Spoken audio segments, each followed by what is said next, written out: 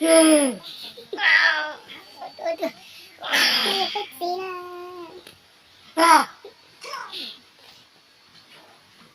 giờ cái cửa anh đinh anh Hạ đẹp trai. Mặt với gần đen này. Trời. Giờ lấy ông đang giữ cái gì Nhau số này nhá. hey đại ca. Hello. Làm gì thấy đâu. Có phải em quay mà. Ở nhà làm gì thấy đâu. Quay có hả? Quay. Nhưng mà Tí ra để chơi gọi của anh thì nó mới đẹp.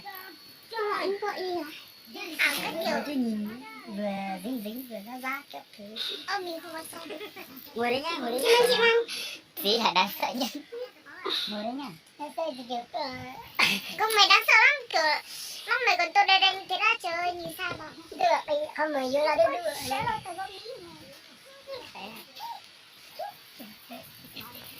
vậy làm quay à?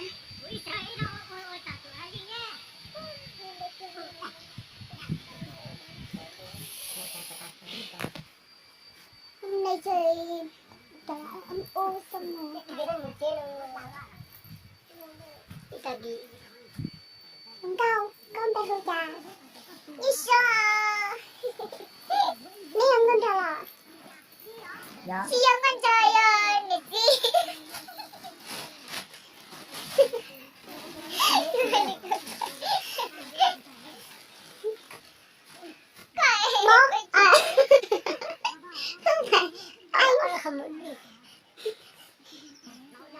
cái video của anh này có tên là như nào? Tên gì?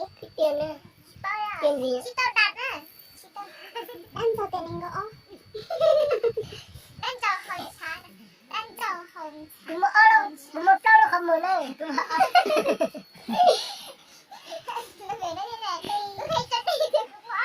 là các thành viên của nhóm nha các bạn. Mọi người Tí vừa mới nói cũng bỏ lắm. mọi người đang quay ở trên này. Có chơi cái này tí.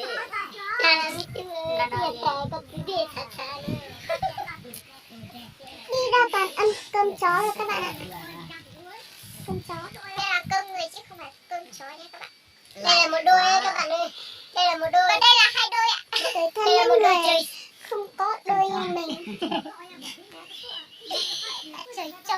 Tí rồi mình quay các idol cho các bạn xem nha.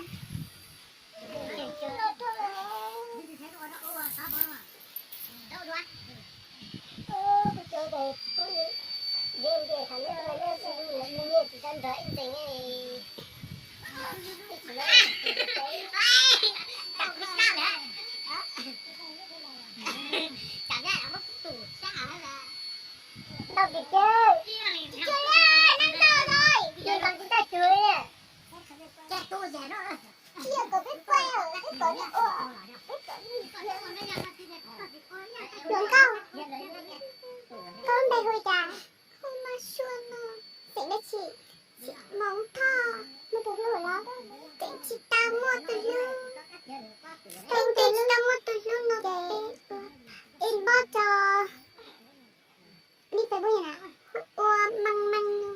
Mang nha. Inbox cho mang nha. Rất là xinh luôn nha. Một thành viên rất là xuất sắc ở trong nhóm luôn. Măng ca.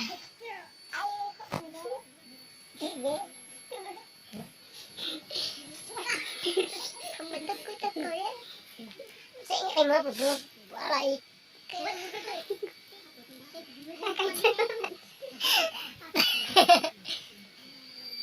Sao mà nhìn cam trắng này. Rồi là điện thoại này. Cái Đi gì á. vậy? Đây điện thoại cái gì bây giờ? Hey, đâu không? Đâu đi mấy chị? Nó bên mỏ quay movie. Nên là mua về hôm đây hôi trà. Chị đã bỏ. Ê, con đây hôi trà. Cô luôn bè để lấy tí bỏ là chị ta hà. Ê, kia. Ê, cô luôn bè. Cho mình sắp bỏ cho mình cả hậu bê lúc kì. Như tôi rồi, cả lúc kì như tôi mong đây chứ. Để tôi nhớ hậu này. Thì tôi mua để gì à? Dạ mà.